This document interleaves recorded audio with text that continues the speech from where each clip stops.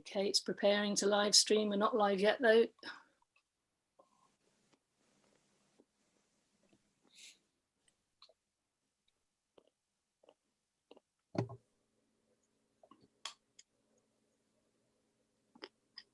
Okay, it's preparing to live stream. We are live now on YouTube. It's preparing to live stream. We're not live yet though. We are live.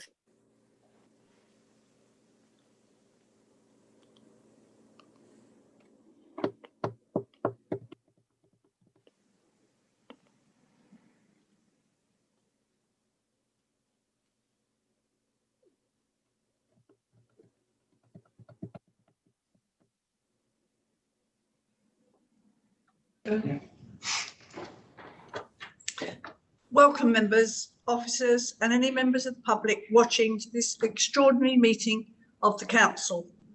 Members, as you are aware, we have two extraordinary meetings this evening. The group leaders have asked for an update from the Acting Chief Executive of the Council, plans following the announcement at the weekend from the government on a national lockdown. This will be followed by a question and answer session. I propose that this will take place in public after the first meeting before moving on to the second meeting. Item 1, apologies. Ms Willis, may I have, please, any apologies for absence? Thank you, Madam Mayor. We have to do Dan Adams to make apologies. Thank you. Item 2, declarations of interest.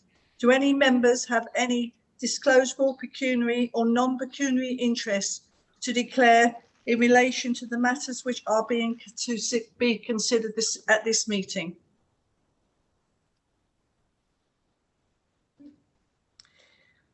Item 3, I'd like to ask Councillor Morgan Rise to move his motion and indicate if he wishes to reserve his right to speak. Thank you, Madam Mayor. I move the motion in my name and I reserve the right to speak. Thank you, Councillor Rise. Do you have a seconder?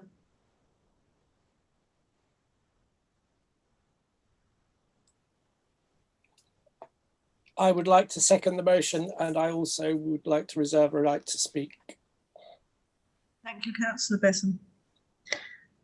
Councillor Rise, would you like to exercise your right to speak? Thank you, Madam Mayor. When we first heard of the decision of the government to not support the provision of free school meals over school holidays, I, like many others and most members of this council, were horrified, but it was also saw it as a call to action to how can we support the children in our borough. And I was impressed and thankful and amazed by the level of community support that we saw across the borough spring into action quickly, that was able to fill the gap of official provision of free school meals.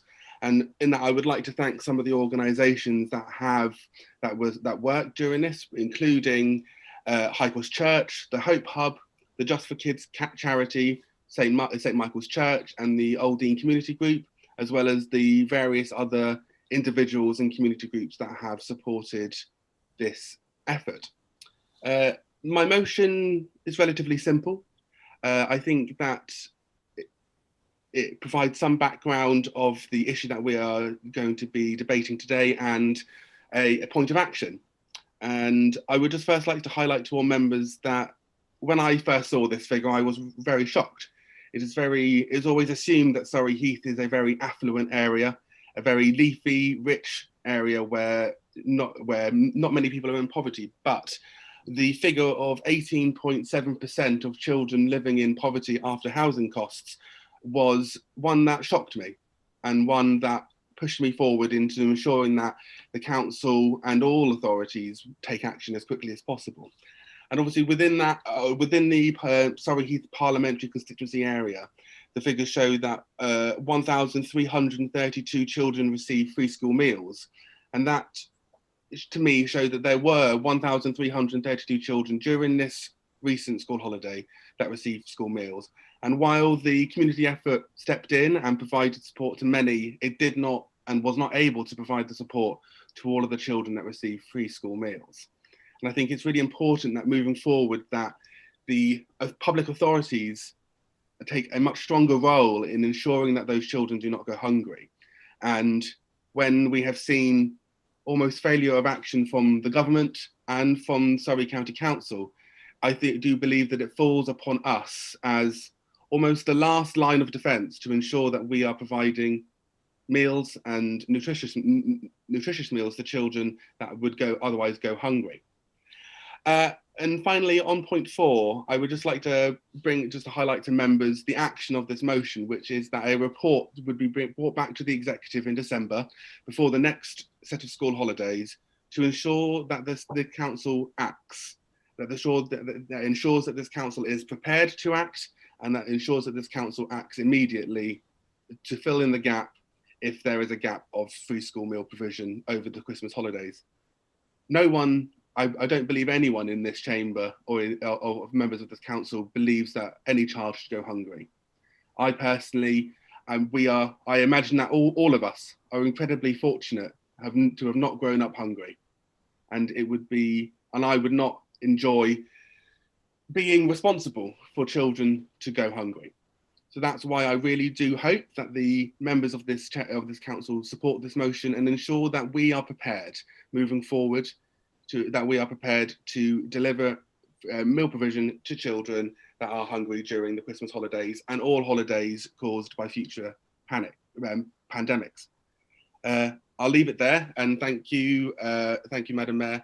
And I would also like to thank all the councillors and all the members and officers that have been involved in the community effort. It was a true community effort, and I hope that moving forward that community effort will be supported stronger by a council that is ready and prepared to take action. Thank you. Thank you, Councillor Wise. Councillor Batten, would you like to exercise your right to speak? Thank you, Madam Mayor. Surrey Heath is a diverse borough. It's leafy, it's wealthy, but not everybody in it is wealthy. Personally, as a councillor, I have dealt with individuals who are here as refugees from oppression and ethnic cleansing in Southeast Asia. They live here, they can't work because they don't have the right amount of paperwork. Not everyone is the same. And as a trustee of Frimley Fuel Allotments, I visit not just organisations, but individuals, single parent families who occupy what used to be called in old money council accommodation, who need help in providing floor covering for their children to walk on. Foolish and uninformed people may see people who are overweight and think that they are not going hungry. That is not necessarily the case, because a poor diet leads to eating excess driven by the body's need for the nutrients that it is not getting in a poor diet. In California, Professor Bruce Ames, who I don't know if anybody even know of the Ames test, internationally known biologist, is now working on diet in children. And there are some children in California who exist on fast food, and they are hungry all the time because you cannot get all the nutrients you need from fast food. Their body makes them eat to get the nutrients that they are not getting because they're not eating the right stuff. Children are not able to fend for themselves. Each child who is in poverty, and there are, as we've heard, 1,332 of them in the borough, is a member of a family, and families and children are poor because the family is poor. If we are, as often claimed, a rich borough, we will be judged not on how much we spend on pedestrianising the high street or build new leisure centres or anything else, but how we look after the people at the bottom of the society. I suggest that this motion enables us to ensure that children are not disadvantaged by virtue of the poverty that their parents are in, especially in these trying times. I support the motion. Thank you, Councillor Bretton. I'd like to invite members to discuss the motion and make any comments. Councillor Maldagenham.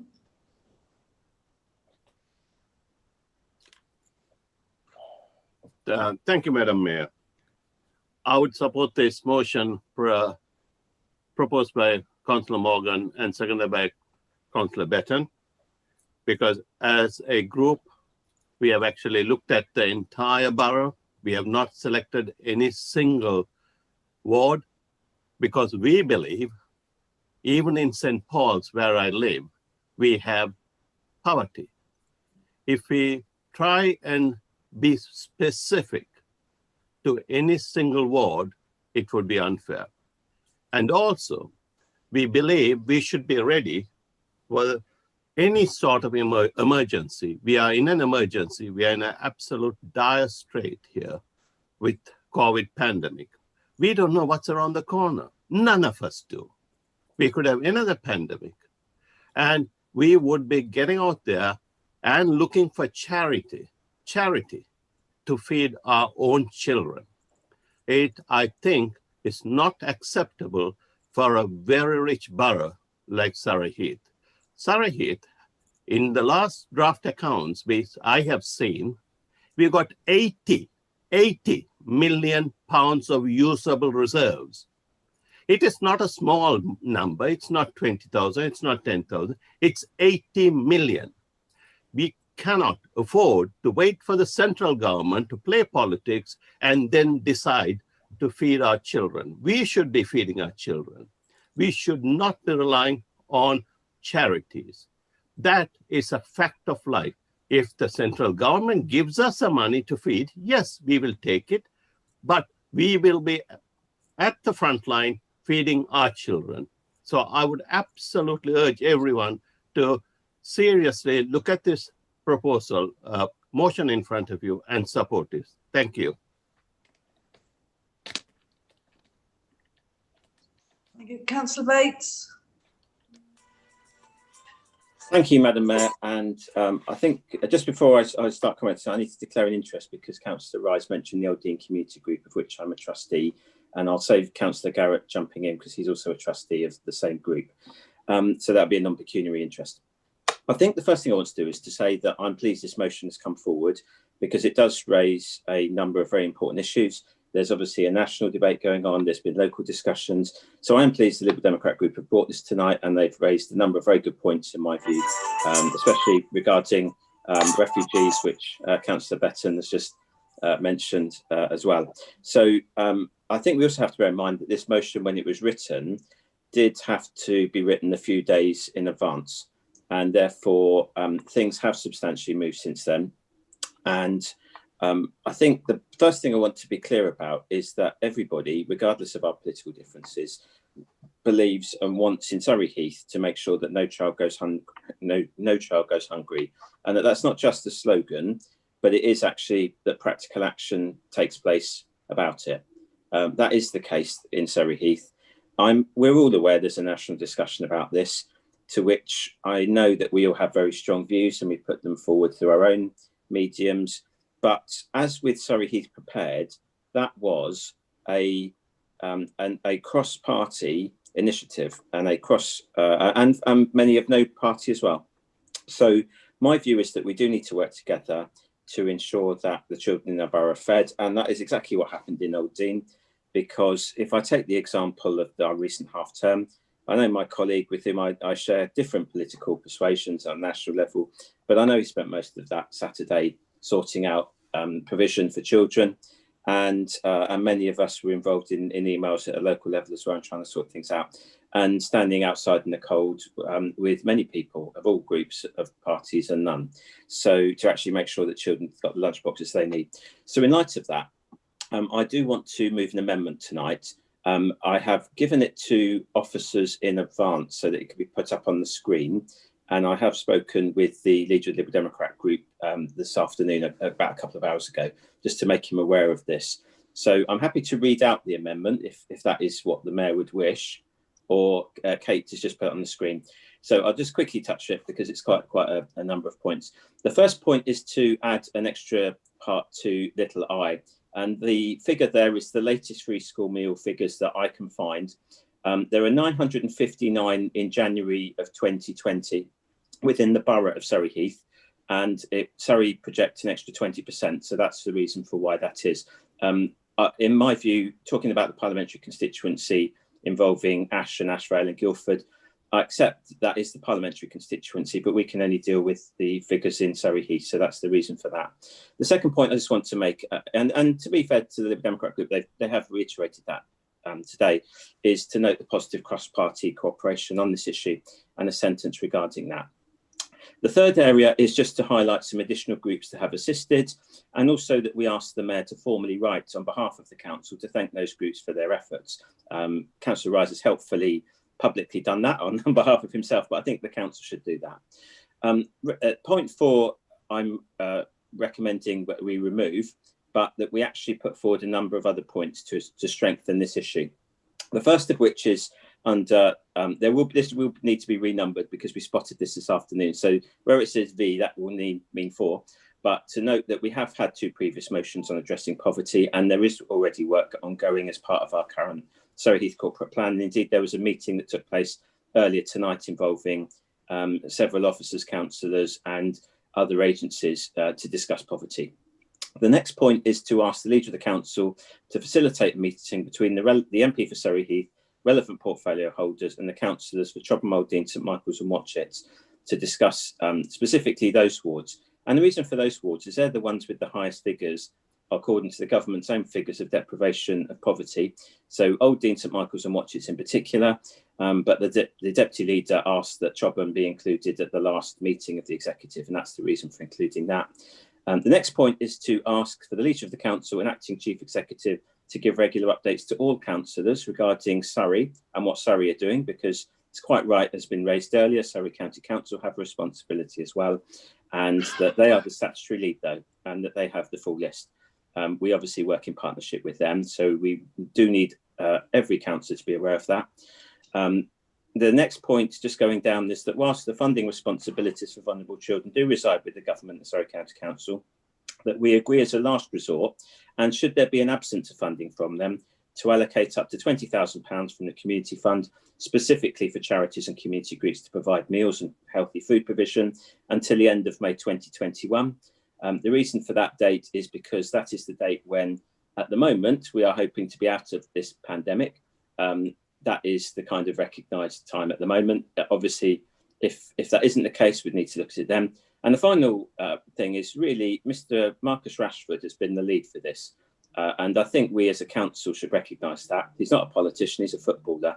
I'm a Liverpool fan. So the idea of congratulating a Manchester United footballer is a bit of an anathema to me, but his work has been amazing.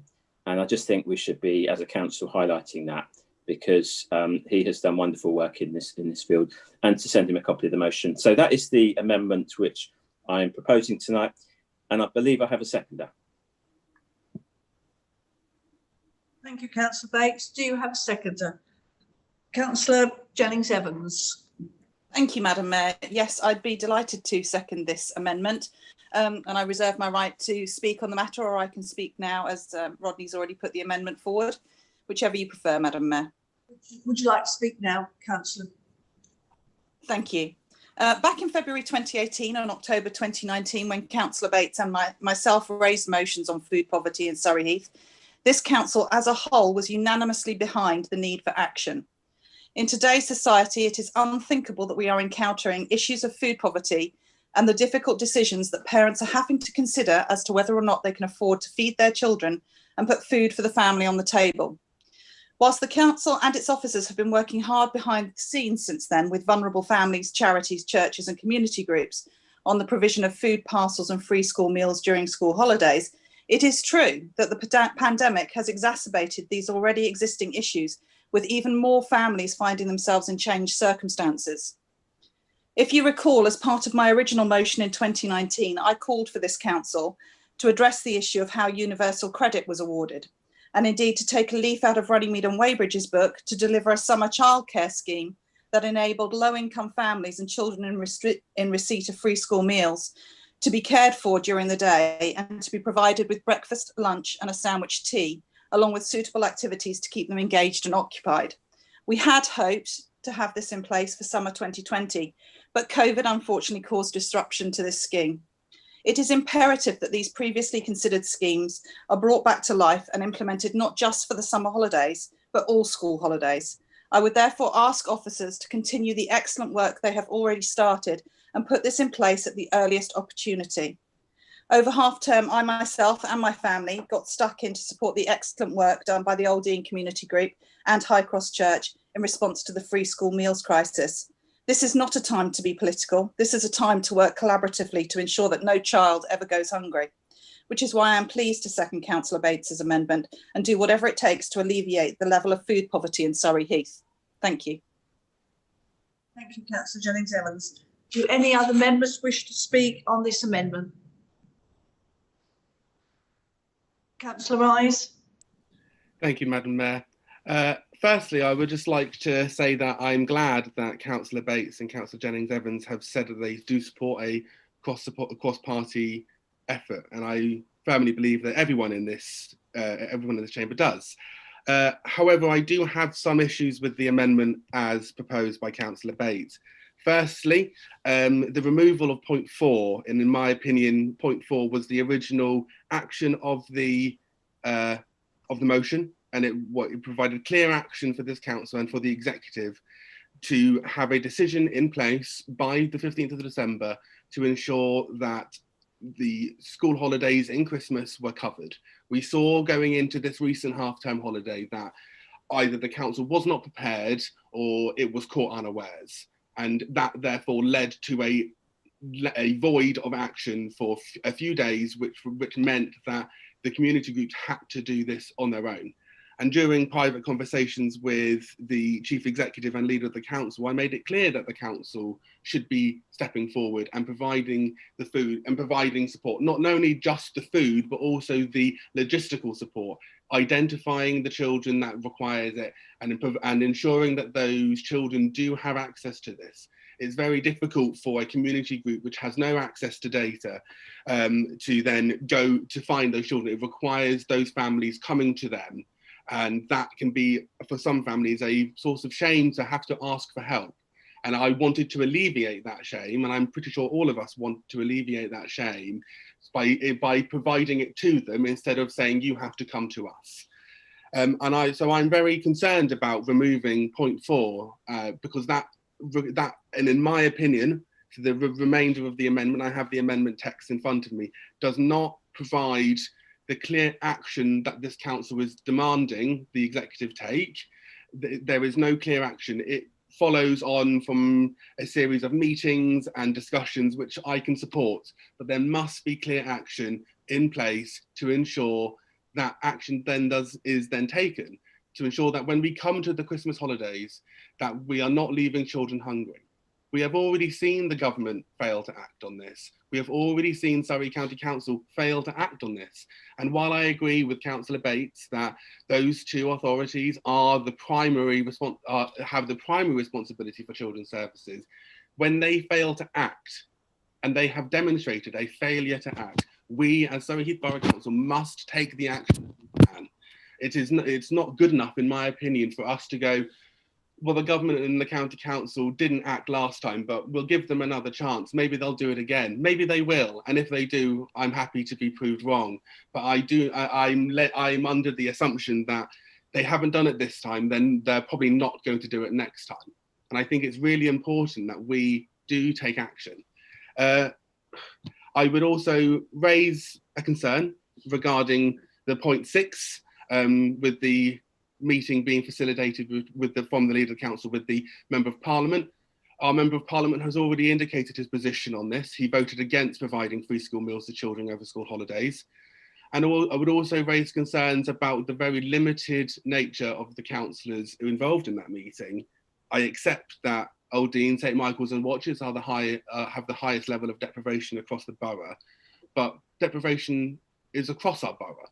Yes, some wards may have less deprivation than others. And this is the question I raised at the meeting we've had previously, that it is not good, I do not believe, for policy making to limit to limit policy discussions purely to a subsect of councillors. And I find it, and just to reiterate the point that in the amendment point 2, that it notes the positive cross-party cooperation within Surrey Heath, we should continue that. And so in any meeting, there must be a cross-section of councillors, a cross-section of wards across the borough to provide their insights and provide their experience to action moving forward. And so I would hope, and that Councillor Bates would agree with me, that limiting to 4 wards is a very limiting part of this amendment and would not lead to good policy at the end. And finally, I would agree with Councillor Bates, and I realise that my speech to his amendment has been quite critical at the moment, but I would agree with him regarding on point 9 with Marcus Rashford. He has been a true leader on this, a man who has had almost no requirement to do so. He is a footballer. He is not a political figure. He's not a public figure. He is a footballer, but he has taken it upon himself because of his own experience, because of his own lived life, his own life, to take this up. And I would definitely support him. And I will leave it there. As the amendment stands, I would find it very hard to support this because of the lack of action requiring the executive to go forward with. It does not, to me, provide the action needed, and it does not, to me, provide the support needed for children that we are all here to help. Thank you. Councillor Garrett. Thank you, Madam Mayor. I've written this down because I'm bound to have forgotten something. I make absolutely no apologies, and the emotion that is involved in this speech I'm about to make. I'd like to firstly agree with Councillor Rise. Thanks to Just for Kids and Karen Jackson, who's the CEO of the charity Chloe and Sophie Special Aid Fund. I must admit that I'm a trustee of that charity, so I must declare that. And I'm also a trustee of the Old Dean Community Group, so just want to cover that off as well. I'd also like to thank Jane Boytol at the council offices for supporting both High Cross and Just for Kids. I know there was a number of conversations where Karen was running out of something and she rang Jane, and Jane was able to go out and get the relevant bits and pieces that were needed. I'd like to start by apologising to the residents of the Old Dean for not being in a position to have brought an urgent motion to the council in time for this meeting. It was something I had considered, but decided that actually taking action and doing something about it and making sure there was an initiative in place to support those of our residents that needed it straight away was more important. Also, there is a perfectly good motion already in place. At the council meeting on the 9th of October, Councillor Jennings Evans brought a motion to look into food poverty, having brought a strong case as to this being an urgent requirement. Certain quarters of this chamber decided they would like to change this to a wider area of poverty and not specifically food. But now we find ourselves discussing a motion to investigate effectively food poverty as a priority again. I'm also aware, based on the original motion, that free school meals was due to be looked at as part of the original motion, but due to COVID, the officer's responsibilities obviously changed and this has been delayed. I just suggest that this now needs to be investigated as a matter of urgency. Things have only got worse since October last year, and I'm happy to support Councillor Bates' motion. Also, from the original motion, as a working party was created, which I'm glad to say I was made chair of this afternoon. During that meeting, we discussed free school meals, which is a subject I brought up, and plans are already being formulated to cover Christmas and future need, carrying on from the work that had already been put in place from the original motion across the borough. So let's put some facts on it from my ward. Quite as Councillor Bates has kindly said, we started an initiative. I started an initiative speaking to Karen last Friday, no, not last Friday, it was a week ago, the week before last Friday. She messaged me saying she'd been offered the offer of food, and in view of what was going on, do we think we needed to do something? Saturday, Sunday followed, lots of messaging, conversations about what we can do, formulating plans, contacting the schools over the weekend, asking them to signpost families to Just for Kids and High Cross. It really helped that I'm a chair of governors at the primary schools up here, and I was able to contact the executive head immediately and through the week, updating her and getting her guidance. I also was able to make sandwiches last Friday before delivering them to St Martin's and then handing them out to the families needed. So some stats. and I can only speak for my ward, but this is for the certain wards in the area. We know that these stats will stand up. So Cornwallis, there's 213 pupils in Cornwallis, of which 76 of them have free school meals. That's 36%. Pine Ridge and Lorraine, 145 pupils, 36 free school meals, 24%. The UK average is 13.6%. Surrey's average is 7.5% of pupils in state-funded schools are known to be eligible for free school meals. So put that in perspective. Surrey 7.5, UK average 13.6, Old Dean about 30%. Okay, so the Old Dean has definitely need for sorting this out. Food poverty, okay, not just poverty, food poverty. We also know there are 110 vulnerable families on the Old Dean. I know I'm specifically talking about the Old Dean, but this is key for me, and the reason why it's something that is certainly a driver for me. We're already working in the community before free school meals became an issue. And actually, since the initial lockdown in March, we were doing things in the community, okay, with support from the Borough Council where we needed it. We've been speaking to the leader, we've spoken to the acting CEO. So we've also done free fruit and veg. The initiative's taken up by Trevor Hogg, who is the chair of the Old Dean community, in a close consultation with Odcog and St Martin's. Okay, so started early July, we were getting donations from the allotments, and there was a 2-week gap, and then we started getting food from Emmett's Emporium, who is a local company who is supporting us. Councillor Evans kindly came up last week and saw the take up of this free fruit and veg store. She wasn't there the week before, I don't think. No, she was there the week before when we had the Harvest Festival. There were 70 families that came to that stall and were taking fruit and veg and other things that have been donated by the community. This is just on the Old Dean, okay? So it's certainly food poverty is key, okay? I know poverty is key, but right now food poverty is key. So just going back to the summer holidays. During the summer holidays, we supported free school meals in our ward by supplying each family with co-op gift cards. This was something we did in coordination with the school. We got funding from local grants and from the Tesco's, and I can't remember who the other grant was from, to fund this. We spent about £6,000 getting free gift cards for all the vulnerable families on the Old Dean. So food poverty is certainly key. The free school initiative is certainly key.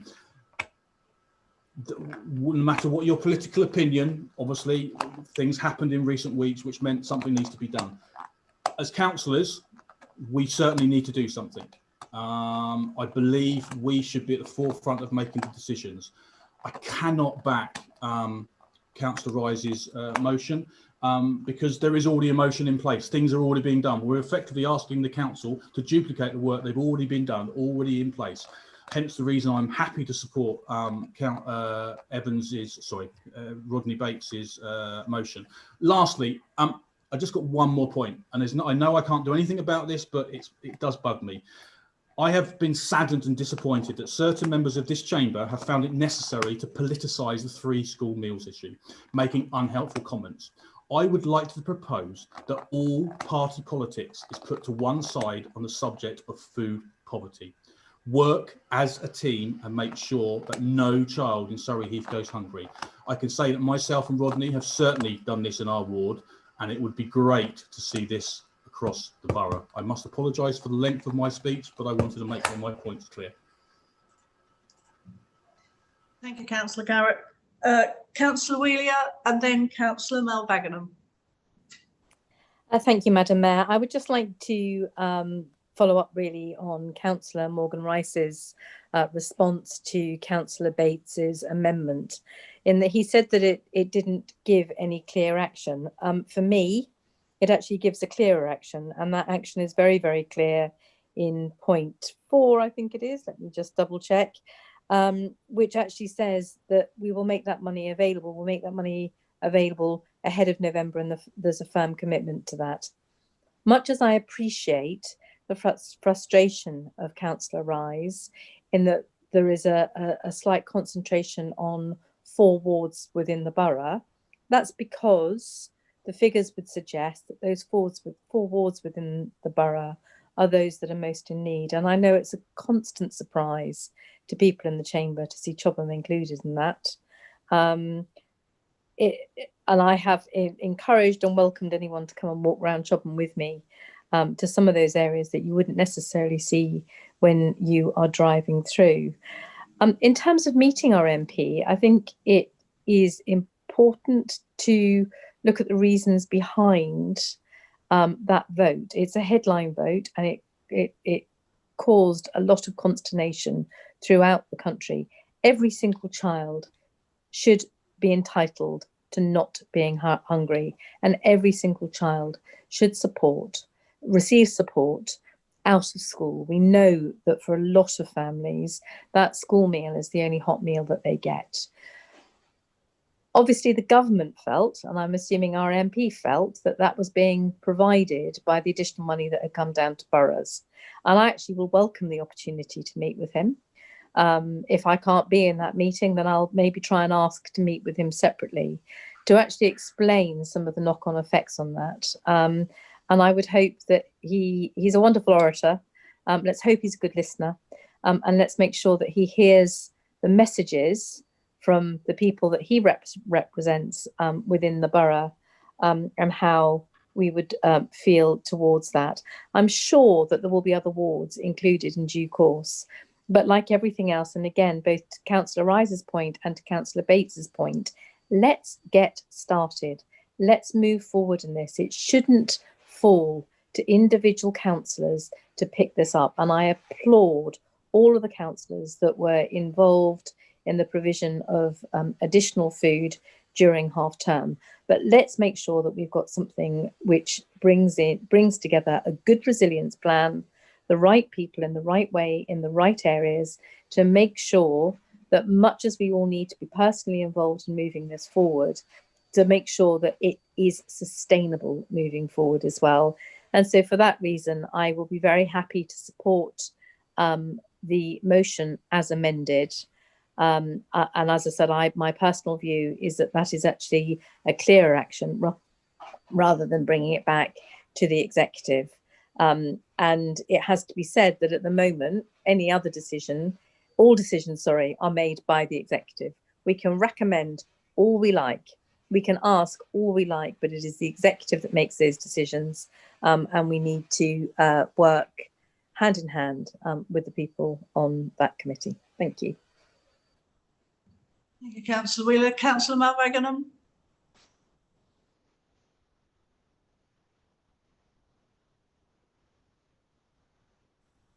Thank you, Madam Mayor.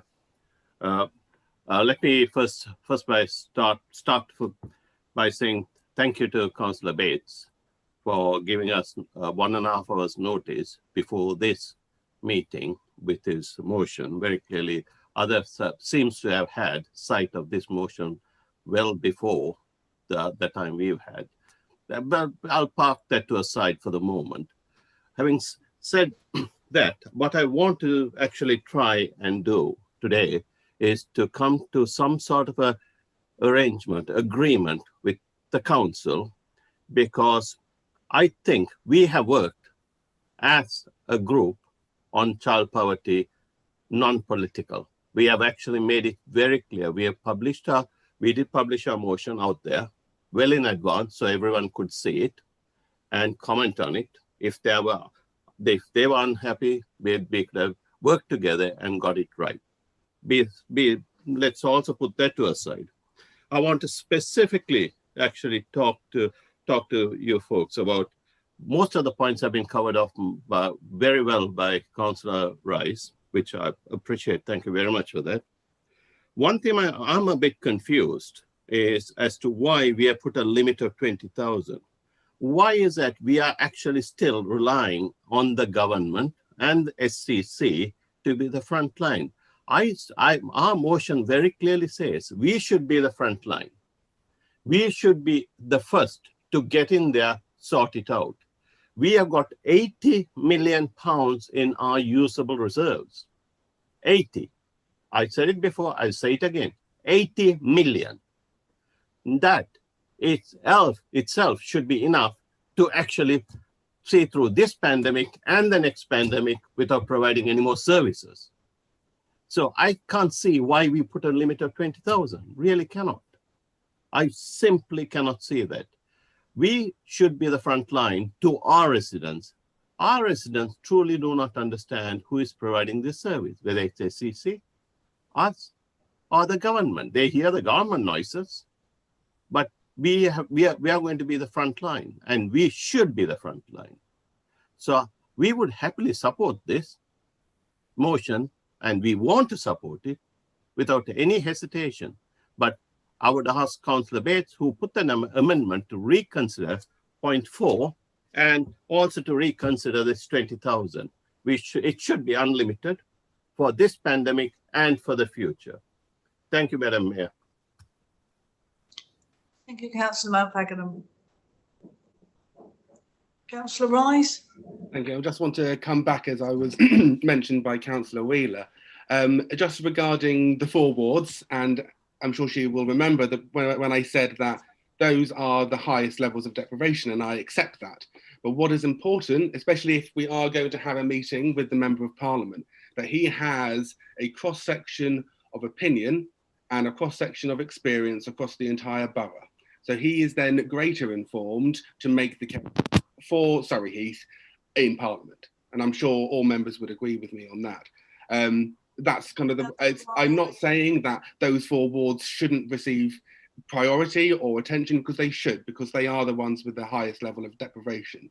But the four wards with the highest level of deprivation are not the only wards with levels of deprivation. Thank you, That's what I'm Councillor Rice. saying, is that any working group, and which is the point I raised at the executive last week, is that the Thank working you, group should not Councillor just... Rice. You have had your chance to speak, and I'm afraid that's it for you. Anybody else wishing to speak? Councillor McClafferty. Thank you, Madam Mayor. This is obviously a very emotive subject because, you know, let's just remind ourselves that we're talking about children who are hungry. And, you know, whatever our view on whether the government or the parents or anybody else should be providing for them, we're still talking about the fact that there are children hungry. As Councillor Bates mentioned, the motion that was written had to be written some time ago. And I honestly believe that things have moved on, and they've moved on quickly. As been mentioned before, there's been a motion before the Chamber which was unanimously agreed. And the officers have been working on things to put things in place that will alleviate this problem. It can't be perfect. It can't be. We don't have, although I'm pleased to hear Councillor Mountfagnan believes that we have almost infinite amounts of money in which to throw anything at it. That's not actually the case. And it also needs to be about a responsible amount of response to this. And I'll come back to the 20K in a minute. The council, item 4 of the motion, the council, I just don't believe it needs another report, right?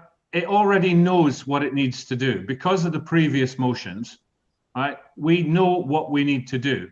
And in my view, and I think many others' view, the council has to understand that its strengths lie in facilitating and funding, right? There are things that other organizations do, whether they're charities or your neighbor, are better at delivering things in some cases than the council is, right? The mention of a possibility of shame of asking for help, I understand that. Right? Well, perhaps people would be happier asking their neighbour for help than they would from the officials of the council. There seems to be some view that we could mobilise hundreds of vans and go knock on everyone's door and say, do you want free food? We apparently have got millions and millions of pounds that we could just throw at this. Okay, it's ineffective. Right? What would be effective is that we facilitate and we fund. Now, the reason that £20,000 has been picked is because the officers who know what they're doing are talking to the relevant charities and have asked them point blank, what do you need from us to help you do this? And in many cases, they're saying we are inundated with support. What we need you to do is either small amounts of help, which are financial or even labour, which we've provided instantly, or in most cases, they're saying, can you publicise our website, our phone number, so people know where to get help? And the charities who are missing from this meeting absolutely appreciate that the council is standing 100% behind them, saying, you deliver it, we will make sure we are right behind you, and we will get the help out to where it's needed. Right? As opposed to looking at why the 4 wards. Well, first of all, I think there's a mistake being made. The fact that the MP is being asked to meet with the 4 ward members is about saying to them, to the MP, that we have massive amounts, and it was 30% versus an average of 7%. We have massive amounts. We can get that message over, and we can focus the MP's mind on what needs to happen, and we can focus our resources. In the meeting, no one is saying through this amendment that any other ward will not receive help. Of course they will. If there's one child in a ward which is not mentioned in those 4, no one in this chamber is saying we're not going to help that child or that family. It's about a meeting with the MP. That's all we're talking about, okay? And it's about focus. And it's also, I'll just say, because our MP has been mentioned several times here, and I wouldn't normally bring up the MP in terms of this, but it's an example of the balance that has to be exercised. And these things are always about balance. Our MP did not vote for the free school meals during the holidays, okay? But it's the same MP who extended free school meals to all infant children and commissioned the National Food Strategy, which Marcus Rashford, and I would be delighted to write to him and congratulate him, but Marcus Rashford has endorsed that policy. So I'm afraid, once again, it's about balance, and I will be voting for the amendment. Thank you. Thank you, Councillor McClafferty. Are there any other members that would like to speak? Councillor Wren. Thank you, Madam Mayor. In fear of aggressively agreeing with each other, we all seem to want to deal with this issue. And I do take note of part of the amendment with the fact that this isn't actually an authority that's supposed to be dealing with this issue. But unfortunately, that is the position we're in. I think that the problems that have been highlighted from our position with the amendment is clearly not going to be agreed to, which is understandable. And those views have been expressed well. I think the £20,000, if those monies have been, it appears, have been agreed outside of the conversation that we are aware of, apart from this conversation we've had now with those charities about what funding they need, then it gives me more confidence. But this is the first time I'm hearing about these conversations happening, which is, I'm glad they are being had, but this is the first time I've heard about it. I would go on to say about the meeting with the MP. I think it's good that we have those wards in particular, as Councillor Garrett very well outlined the difficulties he has in his borough with this issue. And I think, there are members that are very passionate about this issue on a cross-party basis. I think, for me personally, I'm happy to agree to elements of this amendment. I think if we can change the £20,000 to, if we know for a fact that that is the agreed amount, we know for a fact that this, maybe Councillor McClafferty would like to chime in and say whether or not this is an agreed fund that has been spoken with these charities, these are the monies that they need and they're happy with that, then I'd feel more confident about that.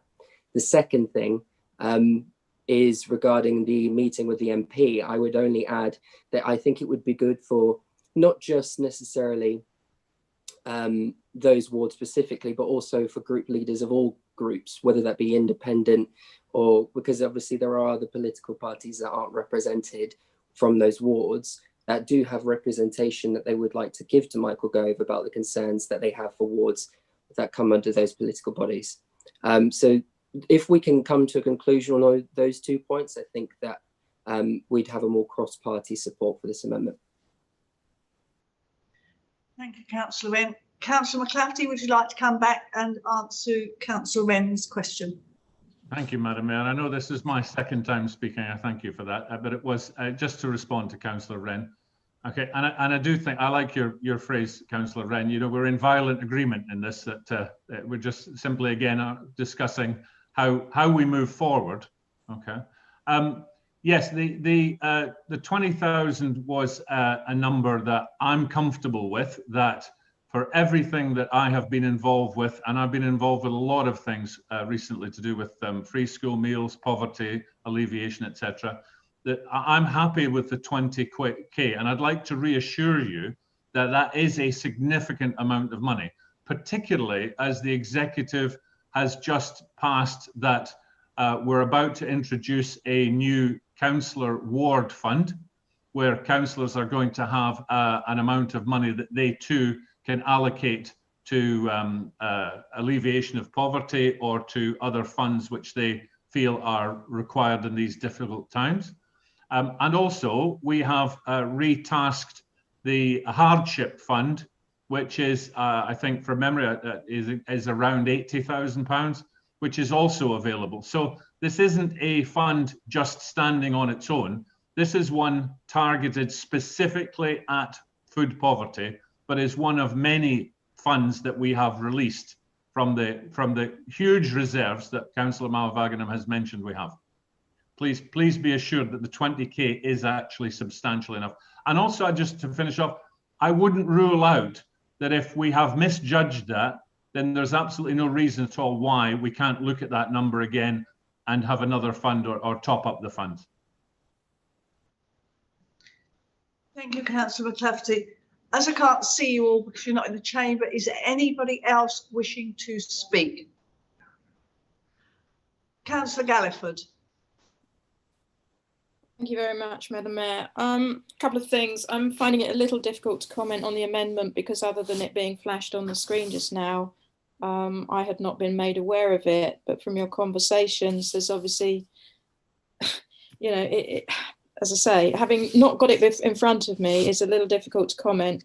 I'm pleased to hear from Councillor McClafferty that you would be willing to increase the amount offered if necessary. I believe 100% the poverty is only going to get worse as we pass Christmas with Brexit and, you know, the fallout of COVID next year with unemployment as well. So I think that is something that we do need to bear in mind and be quite flexible on the amount that we offer. I've always said that if you want something done and you want it done quickly, go straight to the grassroots. So, you know, I'm very happy that we are supporting all of the charities in the area because, as you say, they've got what I call the feet on the street. They've got the information that they need. I appreciate that it was fairly difficult for us to get the names of many of the families over the holidays because of GDPR, etc. We don't hold those names. It would have been difficult to get hold of all of them. I'd really appreciate it if someone could quickly email me this amendment so I can look at it properly before I vote, because I think I may well have missed some, be they innuendos or whatever. I would really like just a couple of minutes to have a proper look at it, if I may. Thank you. Thank you, Councillor Galliford. Ms Willis is now sending the email out to you with that amendment to all councillors. Is there anybody else that would like to speak? No.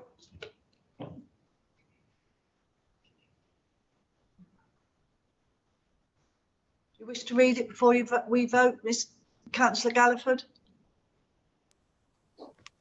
Would it be possible to just share the screen one more time with the amendment, please, Madam Mayor? Yes, certainly.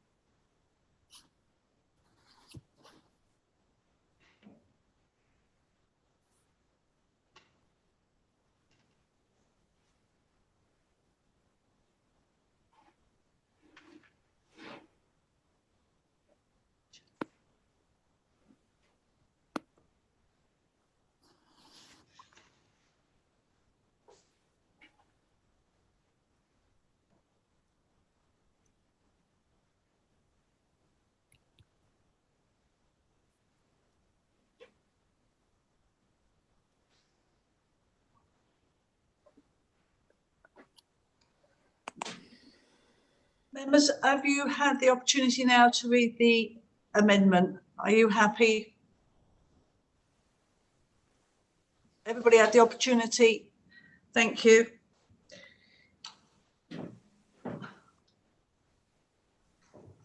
Did you wish to speak, Councillor Rebecca Jennings Evans? Sorry, I don't do. Don't worry about it. Thank you, Madam Mayor. I was just going to say, when we come to the vote, could I please request a named vote, please?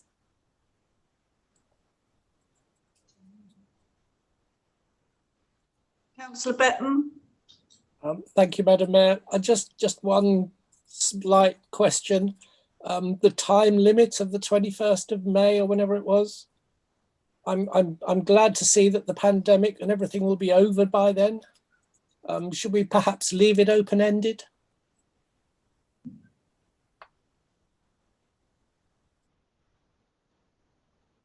You can just review it. It has written this month. Yeah. That would depend on whether Councillor Bates wants to amend that. Otherwise, it's as written. The reason, Madam, just as a point of information, because obviously I would have been keen to speak again, but I know I'm not allowed. But just as a point of information on that specific point, the reason for end of May is that is after the half term for the summer term. So there is also separate issues regarding summer holidays, and also that's the primary reason for it. So it's to cover the periods of the Christmas holidays, the Easter holidays, the 2 half terms. We don't know for sure if the pandemic's going to be done by then, but I would have thought by then the government would have resolved that, and we needed to put a date for something. The issue of saying up to £20,000 up to that date is that's the reason why. So that was the end. It goes to the end of that half term. It also gives us an opportunity to review it as well, which I think the Leader of the Council did say that would be appropriate to do. So my view is I think a date should remain in it, and I wouldn't be inclined at this stage to take it out.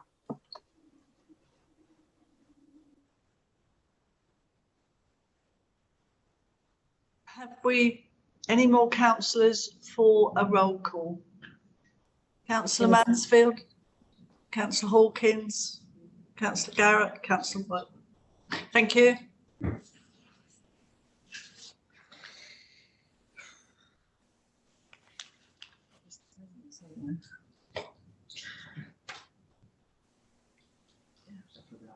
Mr. Payne.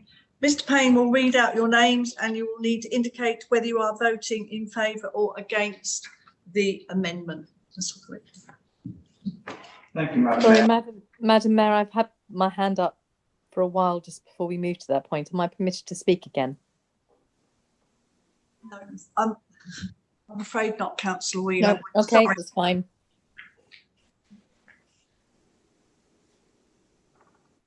we go on to your votes, councillors, please. Councillor Graham Allaway. Can I just check, are we voting on the amendment or the original motion? It's on the amendment. On the amendment. Councillor Graham Allaway has left. Has he left the meeting? Thank you. Councillor Peter Barnett. In favour. Councillor Rodney Bates. In favour. Councillor Cliff Betton. In favour. Councillor Richard Brooks. In favour. Councillor Sarah Jane Croke. In favour. Councillor Vivian Chapman. She said in favour. favour. Thank you. Councillor Paul Deach. In favour. Councillor Colin Dugan. In favour. Councillor Tim Fitzgerald. In favour. Councillor Sharon Galliford. In favour. Councillor Sean Garrett. In favour. Councillor Edward Hawkins. In favour. Councillor Josephine Hawkins. In favour. Councillor Rebecca Jennings Evans. In favour. Councillor Ben Leach. In favour. Councillor David Lewis. In favour. Councillor David Mansfield. In favour. Councillor Alan McClafferty. In favour. Councillor Emma McGrath. In favour. Councillor Charlotte Morley. In favour. Councillor Sashi Mulvaganam. In favour. Councillor Adrian Page. In favour. Councillor Robin Perry. In favour. Councillor Darryl Rataram. In favour. Councillor Morgan Rise. In favour. Councillor John Skipper. In favour. Councillor Graham Tapper. In favour. Councillor Pat Tedder. In favour. Councillor Victoria Wheeler. In favour. Councillor Helen Whitcroft. In favour. Councillor Valerie White. In favour. Councillor Christian Wren. In favour. Thank you, members. I declare that the amendment has carried and becomes a substantive motion. It was unanimous. Now we need to vote on the what is now the motion.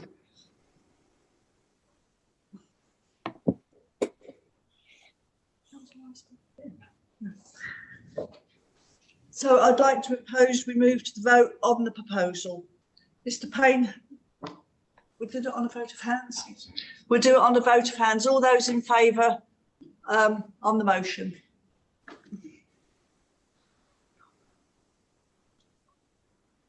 Yeah.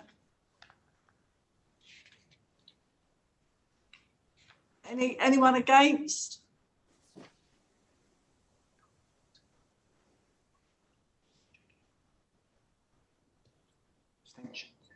Any abstentions? That now is carried. Thank you, members.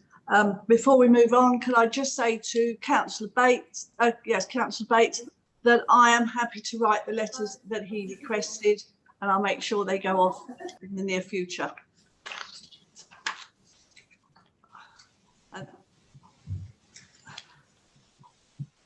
That concludes the business of the first meeting. The members, as you know, there's a second extraordinary meeting to be held this evening. Before we move to this, we will have an update from the Acting Chief Executive on the Council's plans in response to the national lockdown, and this will be followed by a question and answer session. Before we start that, we will have a break for 5 minutes, so we will be back at 10 minutes past 8.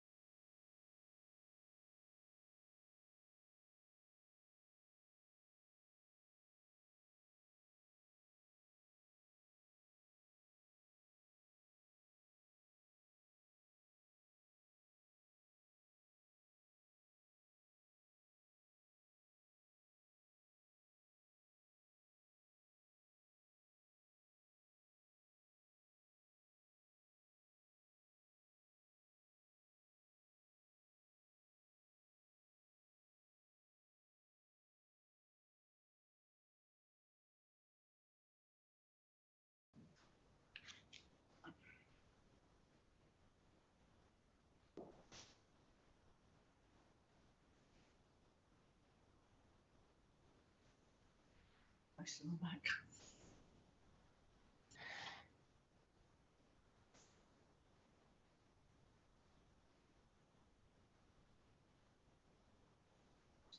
I can't see the other screen. Is most, I think 40, I think most people are back now.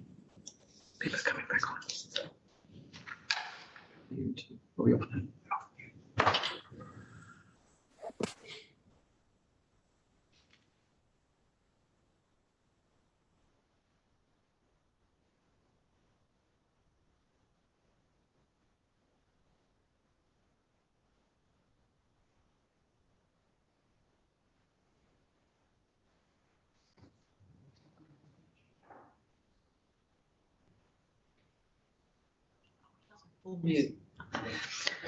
Welcome back, members.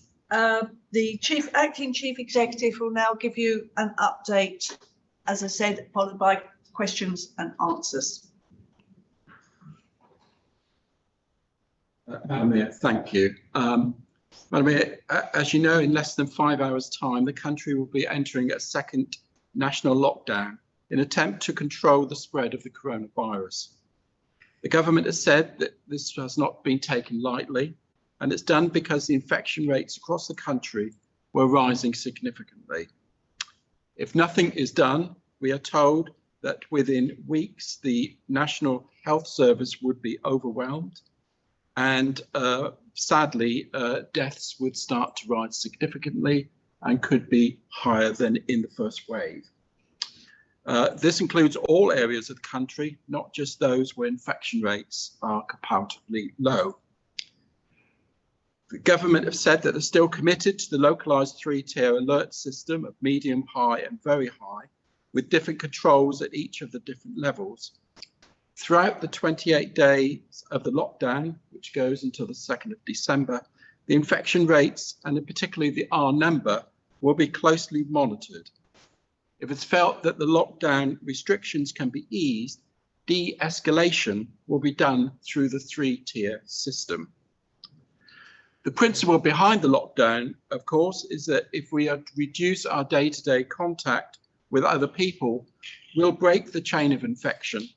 This will control the virus, protect the NHS, and save lives.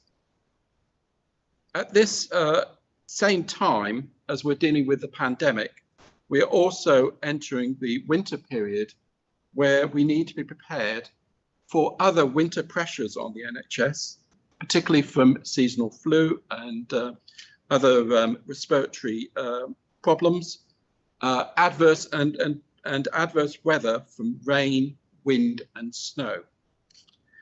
I don't intend to go through the lockdown measures in details. Be easily found on the government website, and we'll share these on our own website and on social media. However, I will just try and set out what I see as the key differences between this and the first lockdown, because that will have an impact upon how we respond to the lockdown. First thing is, you'll be aware that schools and colleges and universities will remain open, and any student at university will be asked to stay there throughout the period of the lockdown. People are, of course, encouraged to work from home if they can, but the difference this time is that if they cannot work from home, they should be allowed to go to work. And this is because a number of workplaces are now, or most workplaces, are COVID secure. Construction, manufacturing, housing, food processing, childcare, tradespeople and private homes, all of these can continue. The waste and recycling centres may remain open, and that was a particular issue in the last lockdown. Surrey County Council have indicated that they do intend to keep the centres open, but that will be closely monitored, and obviously they have to look at the safety of the staff there. We are coming up to Remembrance Sunday, and there is a wish for, although the churches will be closed, so there can't be any indoor worship, the laying of the wreaths outside at memorials and cenotaphs may continue with small numbers and strict social distancing. A major change this time is that those over 70 years or clinically vulnerable will not be asked to shield. But anyone over the age of 60 or clinically vulnerable should be especially careful to follow the rules, minimize contacts with others, wash hands thoroughly and regularly, and maintain thorough cleaning of touched areas in the home. But there is a group of people who are classified as clinically extremely vulnerable. These individuals will receive letters from the National Shielding Team. They will be asked not to go to work, shops or pharmacies. There will be no central box deliveries of food as there was last time, but they will be given priority slots for food deliveries from supermarkets. And it's within this group of clinically extremely vulnerable people that the council will be working very, very closely. So we've been asked to assist this group, and we will be asked to be made contact through the phone or text to check that they're okay. And they may need assistance with food supplies, pharmacies and collections and other things. So these are the group that we'll be looking at. It's much less than what we were looking at previously. We think that probably about 167, something like that, what we will be looking at, have to look at. There's a series of financial support. So the furlough scheme will be extended for the period of lockdown. The mortgage holidays are extended, and businesses who have to close will be receiving grants of up to £3,000 a month. And there's a discretionary business support scheme where authorities are paid £20 per capita to fund the scheme. There's also funding for rough sleep of, as we've previously been advised. So the council's been working on their own plan, and we've, in conjunction with the Surrey Local Resilience Forum, who we work closely with, we have established plans to deal with the second wave. And this second wave plan includes a scenario of a full lockdown, which we're now going into. On Monday, I stood up the council's incident management team and implemented this plan. With all the plans that we have for emergency planning, they're done on a command and control structure. So it's very important that people know their roles. And that's with gold strategic, silver tactical, and bronze operational. Until such time as we have a chief executive in place, then I will continue with the gold command, working closely with the Surrey Local Resilience Forum, and Daniel Harrison will be working with me on that. Sue McCubbin will be working in the silver tactical part, and she will have a number of cells working to her, and that the most important being the welfare cell, and also we have operational and corporate cells. And under that we have the bronze level, which is all the services that we deliver. It's my intention to try to maintain services as far as we possibly can. Areas which will be closed, which would be our theatre and our day centre for elderly people, that will remain closed. Our leisure centre is of course closed as it's being rebuilt. So the sort of roles that we'll be dealing with is communications, so warning and informing. It will be an extremely important role, and we work again closely with the multi-information group, which is part of Surrey County Council, and there's a whole range of communications that will come out, and that will include the top lines briefing, which is a briefing that goes to all the councillors, so it keeps you well up to date with what's going on. There will be a huge amount done with welfare. As I say, we have the clinically extremely vulnerable people that which were required by government and to look after. But in addition to that, we've probably got about 3,000 to 4,000 other vulnerable people we need to look at. So we're intending to write to all of them and to actually give them details of the council's telephone number for them to contact us if they need assistance. But we'll continue to working with charities, and particularly the food banks, which will be very important in this occasion, particularly the Besom charity. And where we'll need help from volunteers is working closely with the food bank. And we may require assistance from councillors and volunteers, and our own staff will be delivering those food parcels which go from the food banks. So that's one area which I think we would need to look closely at. Our Meals at Home service came into their own on the last lockdown, and they will continue to be able to offer hot meals and tea to anybody that actually needs it. There are a whole series of grants and assistance that will be available. So our business revenues and benefits team, and also our economics development team, will be working closely with businesses to make sure that they get all the support and assistance that they need. It's important as well that the lockdown restrictions of these businesses are strictly enforced, and our environmental health team will be very involved in enforcing the lockdown restrictions and also dealing with any local outbreak control. I think the message that we need to get to the public is to take this lockdown seriously, and apart from the specific purposes set out in the guidance, and to take exercise outside, we should stay at home as much as possible, continue with medical and hospital appointments. There is a fear, and there was a fear on the last, there was a problem on the last lockdown where people stopped going for their medical appointments, stopped going for their elected treatments.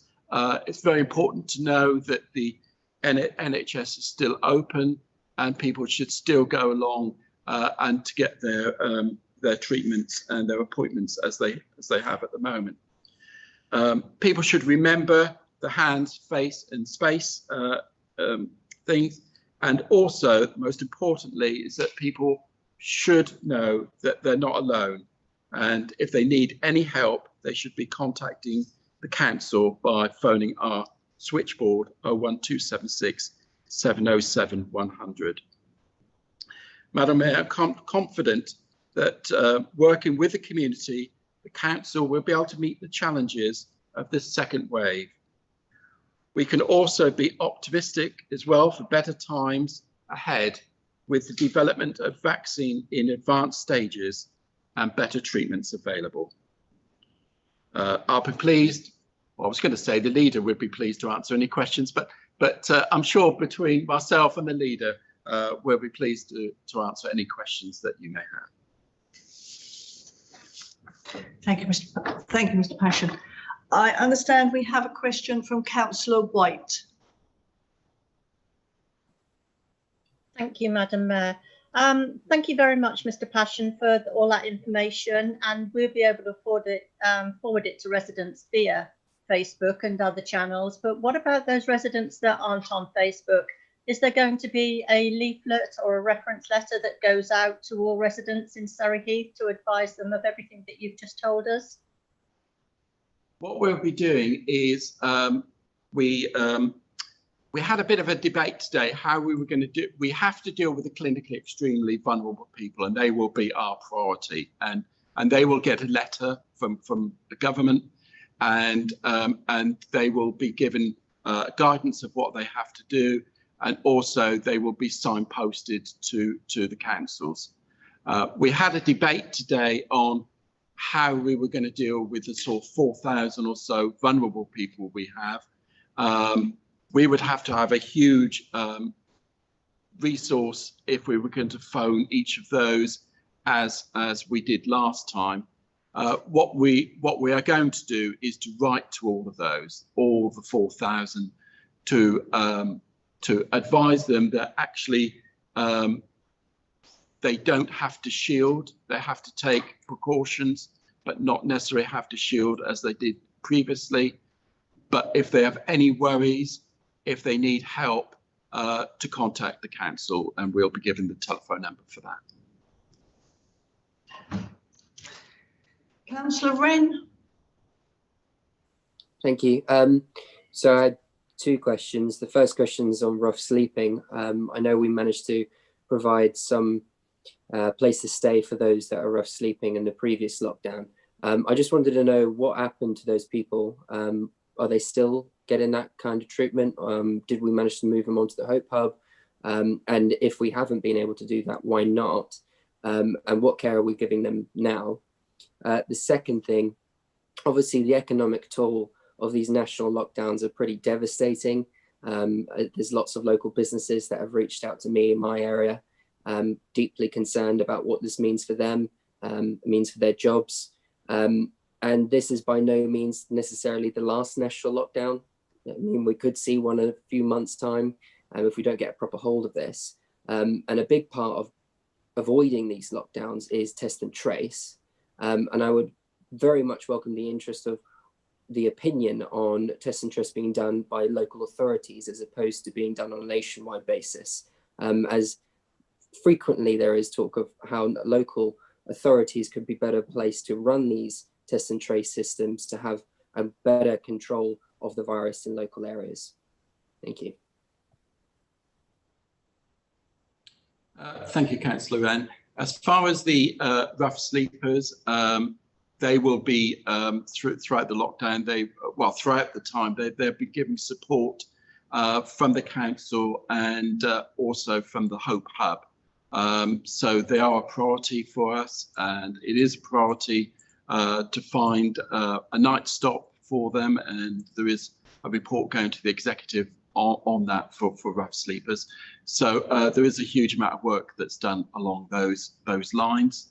I think for the economic effect of COVID is enormous, and something that obviously we'll have to be working for probably many years to come. There are a series of grants that are available, and also assistance which we can, and information and advice that we can give. So our economic development team will be working with the businesses and also our revenue benefits team to ensure that the funding is given to those businesses as soon as possible. Any business, the businesses having to close during this lockdown will receive up to £3,000 a month, depending upon their rateable value.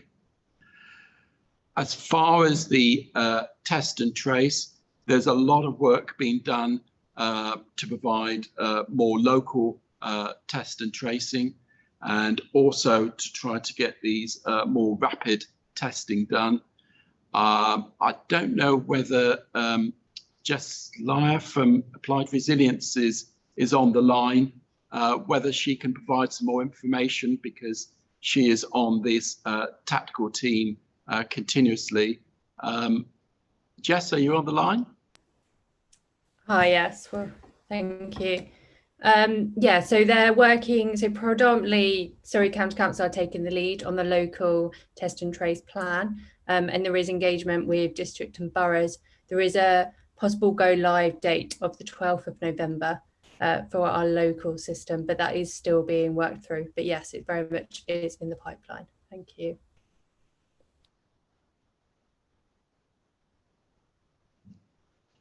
Councillor Croke. Thank you, Madam Mayor. It's two questions. Well, one's a point to start with. I'm just looking at our Surrey Heath Borough website at the moment. Is it possible that we can get that helpline number on the front homepage so that it's clear and people, residents, community can see it straight away, those ones that are on obviously online, because I've had to go coronavirus information, find out more, and then you have to click in and go further afield. So I think if we can put that out there straight away on the homepage, that would be a great idea. I hope everyone else agrees with that. And secondly, what I wanted to ask was, in the first lockdown, we had free car parking across the borough. Now, I know this is something that we do actually need fees to help support our vital services, and I just wanted to find out from Tim Pasheen, if that's possible, what our intentions are with that going into the second lockdown. The introduction of any sort of free car parking during this period is the decision, I think, is delegated to the Executive Head of Business in conjunction with the Deputy Leader. But what I would like to say is that if we provided free parking at the moment, the government would reimburse us, the council, with 70% of the budgeted income that we would have received in normal circumstances. And so introducing free parking would mean that we could end up losing about £70,000 during that period of time. So that needs to be taken into account if free parking is considered. If we do go ahead, and I know that members have been looking to see if we could introduce some sort of financial incentive or discount during the Christmas period, and I know that if we bring in the income that at least if it's 70% of the income we would have normally have got, then there would be an opportunity for the council to consider whether to give any sort of concession over the Christmas period. But I don't really want to. Maybe I need to defer this to the leader to answer. But I think that is the thing members would need to take into consideration, is that it's not just the loss of income people come. It is the 70% of the loss of income, that the budgeted income that we would have got in normal circumstances.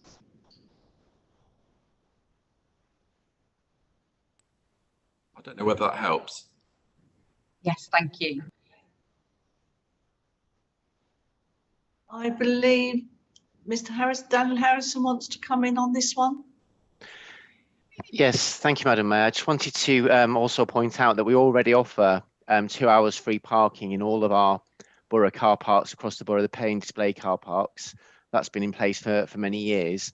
And we are also offering 2 hours free in Knoll Road car park in the town centre, and it was originally put in place to support the works happening on the high street, but obviously that will still continue throughout the lockdown and potentially beyond. So I just wanted to make that clear as well to members and members of the public. Thank you.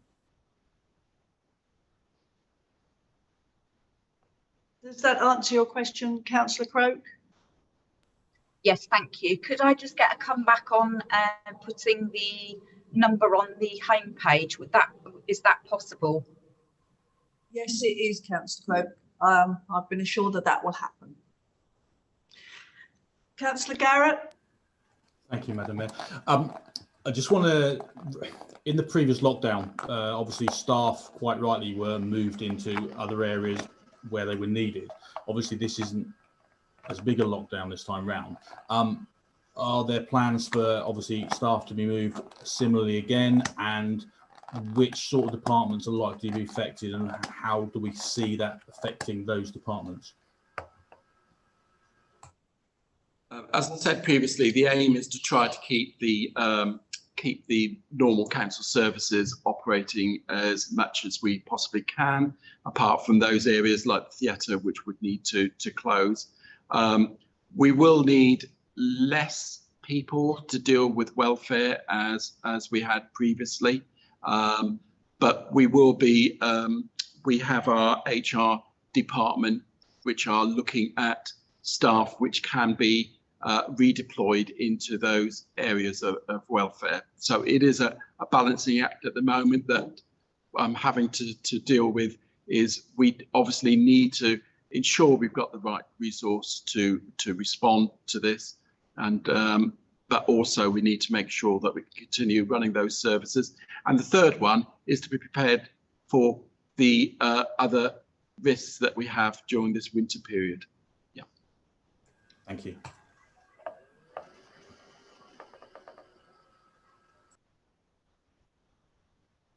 Councillor Mansfield. Thank you, Madam Mayor. First of all, to the acting chief executive, just to say I would certainly like to say, personal thank you to all the staff, all your team for all the work they did in the previous pandemic, and and well done. And goodness me, we're going round again. Can I just also make one request, similar to Councillor Croke, really? Within the villages, obviously there's a large number of elderly people, as I'm sure there is obviously across our borough, but we have the local notice boards in the villages, which are the borough notice boards. Could we possibly arrange for some sort of bullet point detail to be put on those notice boards within the next sort of 48 hours of the points you just raised, Mr. Passion, please? And also, I agree, could we as councillors just have some sort of a bullet point official document from the council, each of us, so that we can actually put them on our relevant residents' Facebook pages? Thank you. We will certainly, that's a good point about the notice boards, and that is definitely something we can have a look at. And certainly I know that the comms team are looking at our communications, and what we'd want you to do is, one thing we would like councillors to do is to share that as much as possible, to get that out there using your own networks. We really need that out to as much as possible. And also, if you're aware of anyone within your particular ward that we need to be really looking out for, we just need your eyes and ears out there, really, to actually bring that information back to us. Councillor Malvaganam, and then Councillor Betton. Thank you, Madam Mayor. Talking about notice board, I'd like to ask the interim CEO. As you know, Frimley Green notice board has been sort of battered to death, and we have been wanting one out there for about 2.5 years now. And giving us a notice without a proper notice board is totally meaningless. Could you expedite to get us a proper notice board, please? Thank you. You're right. We have been discussing that for quite some time, but as you know, that there's a bit of an impasse at the moment with what we're offering and what residents would want as far as cost is concerned. I'll take what you say, but there is a problem at the moment with accepting what we have on offer as far as the cost of a notice board. It's a difference between a Rolls Royce and a Ford Mondeo, perhaps. Councillor Betton, and then Councillor McGrath. Thank you, Madam Mayor. Just a question about the shielding. Being of an age myself, but knowing a lot of people around here that are over 65 and have things like diabetes and so on, they were advised to shield last time and they're not being advised to shield now.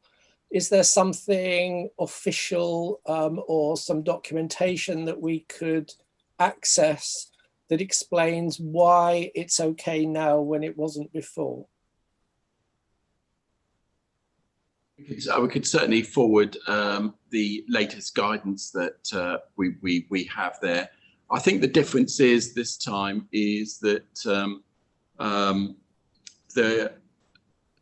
there was the problem last time with people being shielded. There were mental health issues with people having to stay at home all the time, and it's felt that it is quite important for people to be able to get out. Some places are more COVID secure. Well, there's more slots available now for people to be able to get online shopping. So I think that's generally what it is. But as I say, all I can do is really pass you on the guidance that has come down from central government. Thank you. I appreciate Not a very good answer, I know, but I'm just passing on what we've been told. A lot of people are quite afraid, almost, and with death rates announced today going up substantially, those in vulnerable groups, I think, would need some reassurance. So anything that we can get will be helpful. Thank you. Well, we're certainly going to write to all the vulnerable people that we're aware of, and really to get them to contact us if they need help, and they shouldn't sit there worrying. We will try to get them help as much as possible. Jess, is there anything that you would like to add with that? Thank you. No, I think you've covered it. Thank you. Councillor McGrath and then Councillor Rise. Just to go back to the grant scheme for the small businesses, I just want to ask if you've had your grant before, and obviously you'll be eligible because you've had to shut before, will the council be contacting them, or will they have to apply for it again separately? I mean, there is the grant, the £3,000 per month, up to £3,000 a month. That will be a new grant. How the application process would be, I'm not quite sure. Do you? Because obviously some of those businesses that had those grants are obviously businesses that have had to shut yet again. So because obviously you've got those details, would you be contacting them, or would they have to contact you yet again? Yeah, we'll. I say, unfortunately, with this lockdown, it's all happening very, very quickly. Yeah. And I know it's much less than 5 hours before it comes into force, and the guidance is coming in as we speak. But our revenues team will be, and also economic development is closely looking at that, and we'll be going out and giving advice to the businesses how that is dealt with. Okay. Yeah.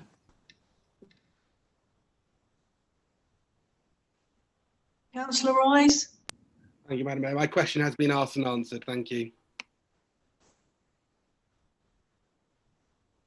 Are there any other questions, members?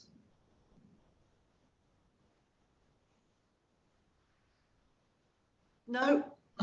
Then we will move to the second extraordinary meeting.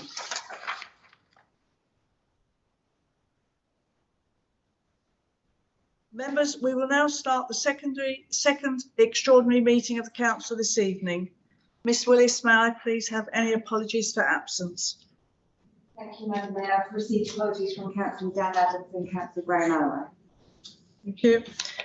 Declaration of interest. Do any members have any disclosable pecuniary or non-pecuniary interest to declare in relation to the matters which are now to be considered at this meeting? No.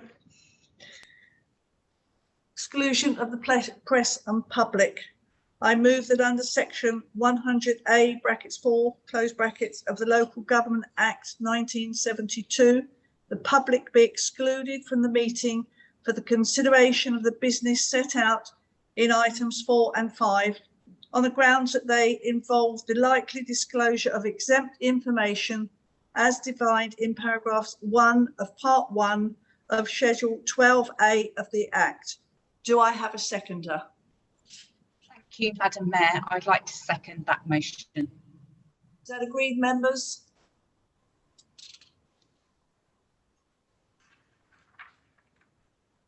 Thank you, members.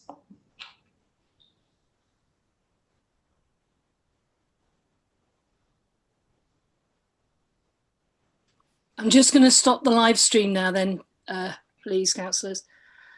Thank you.